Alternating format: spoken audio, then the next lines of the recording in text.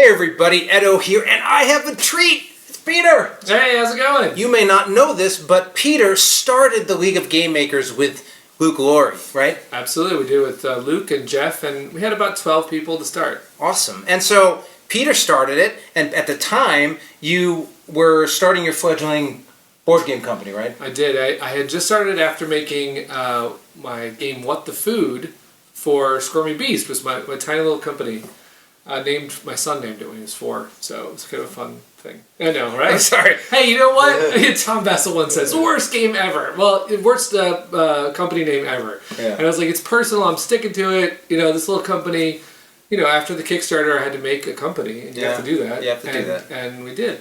But, so moving along, doing that thing, Yeah. and then at some point, Sure. and you can maybe pinpoint that point, you took a job with Breaking Games. I did. What's the job, and when did this happen? When was the shift? Let's see. So Brad Brooks, who's also in the league, said to me, you know, if you're going to do one Kickstarter, you got to do another Kickstarter, and then you got to do another one, which is true, right? You got to keep the engine going, right? Going on 6. There you go. And I had not done one after What the Food, and I was about to do my second one called Letter Tycoon. Which, yay, Letter Tycoon. And as a word game on Kickstarter, I was telling Brad, you know, the only people who are going to buy one is like my mom, and we're going to make a couple copies, and that's it. Unless I partner, unless I go find someone to I didn't even think that way at first, but I was approached by Sherry Spiro at Breaking Games, Ad Magic, and that's her parent company. Breaking Games is the publishing side. Right. She said, let's do this together. I was like, together? I don't know. I mean, it's just like my baby. I don't know if I like this, but you know what? She's like, how about if I take it to Toy Fair by February? And we were talking in November at BGG. I was like, oh wow, if you could take it to Toy Fair. I had the opportunity to meet Sherry on Tabletop Deathmatch, and she is totally that. Like, let's just do it. Come on. Yeah, let's do it. Yeah, exactly. So we did Letter Tycoon together, and we also did Boomtown Bandits together. Yeah. And after that, she said, I had so much fun working with you. Let's do it again and again. Let's just keep doing it. And I said, but for me to leave my other job, my main job, and just do this, which is a dream, you're a professional board game maker. Right, I am. You're not a hobbyist. Right. This is your job. This is it. This is what I do every day. So that's a thrill, and thank you, Sherry, for that opportunity. But here's so you go over to Breaking Games, but Yeah. Breaking Games has this hodgepodge of a line of stuff, right? I mean, True. it's got Make everything. Make everything. Now you got Cards Against Humanity, Exploding Kittens, that sort of Ad Magic stuff. Absolutely. And then Breaking Game, I mean, Poop the Game, Game of 49, Billionaire Banshee. Right. We have a lot of titles. And lots of stuff that's in Target, lots of stuff that sells lots of volume, way more volume than anything Pencil First Games does. But and you know, we are obviously as part of the league and just being reasonably local, he's down in LA. You know, I've sort of been following along, and this is the punchline of getting to where we are in the video. At some point, you sort of make this case to Sherry to continue to move into hobbyist games, right? There was Letter Tycoon. I did. Sort of bringing me on meant that you're going to have what my passion is all about. Like, I mean, she has a game. I'll tell this story because she showed me a game called Game of Phones at Gamma. And it was a quick party style game where there's a judge and you're playing with your smartphone trying to win a category, and that's a game I would not think of per se as my first choice. I'm making it has to have meeples or minis or mini cards or hexes. I mean, that's where I'm at usually. Right. That's where my brain space is at. Right. So taking over the party line for her has been very difficult, but I'm taking on her strategy, her family, and her party line. And the strategy line is, of course, where I'm most comfortable, because, you know. And the thing is, and it is worth talking about Rise of Tribes. It's coming to Kickstarter at some point, too. Sure. But a couple days. Couple days. June 6th. June 6th. Now, probably right around the time we release this. But this is a really good game. I've reviewed it. The video go live with the Kickstarter. Yeah.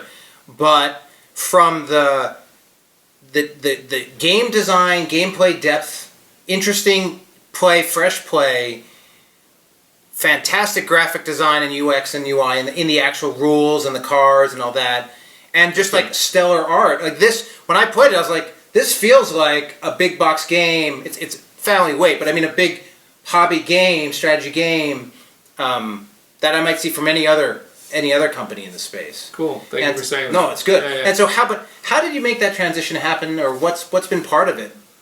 Well, thank you for noticing all that. That's what I wanted to do for our strategy line, because we had only one in the strategy line, which was King's Abbey. Right. King's Abbey is 3 hours. It's a great worker placement game.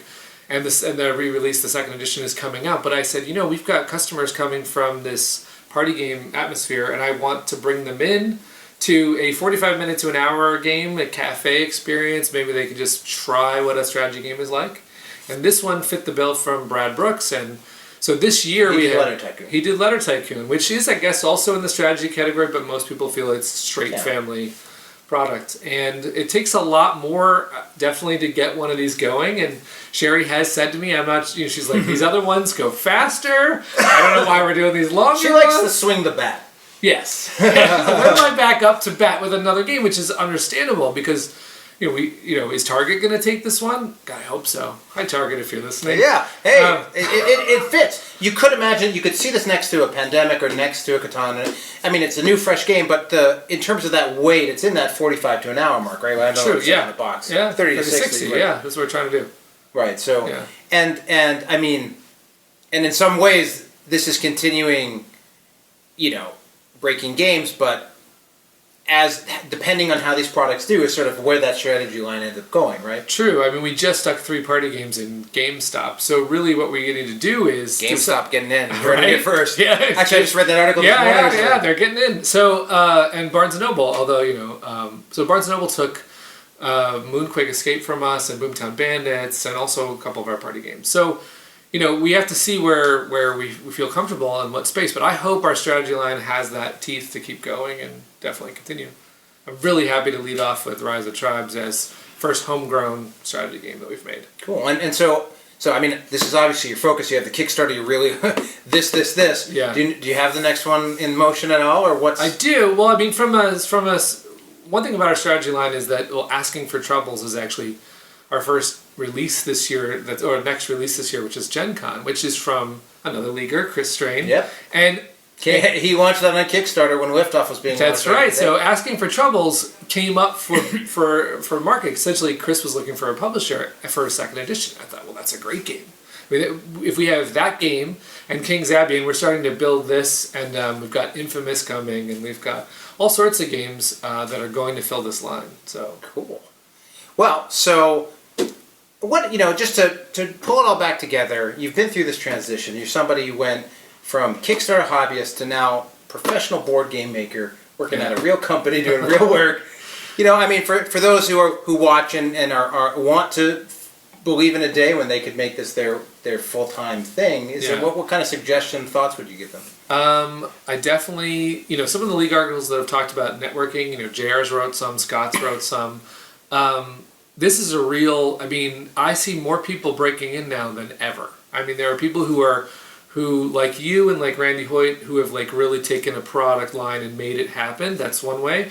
And then I've seen, Luke get in the way he wanted to get in. As a designer. And then there's all the people straddling the middle. It's like what I see all sorts of, there's those types, right? You can definitely make it happen. And then, irregardless of, your recent piece with Grant and what his article was, irregardless of those things, you can make it happen. And we're seeing Tim Fowers and Gil Hova and there's so many people who just are like, hey, I'm quitting my day job. I'm in. And you see, out of the social networking, out of the media space, out of the Kickstarter, I see this growth in all of these people who are really on Facebook and social media. And companies are getting more into that. We need a spokesman. We need somebody in marketing. We need people playing our games at cons. There's more and more just general new what I would call entry-level positions. I mean, my whole career started in QA. And not that there's QA in board games, but that there's this, as the industry's growing, as there's more money, more of those lower level entry points open up. Yeah. I mean, it's exciting times. It really is. And so I wouldn't,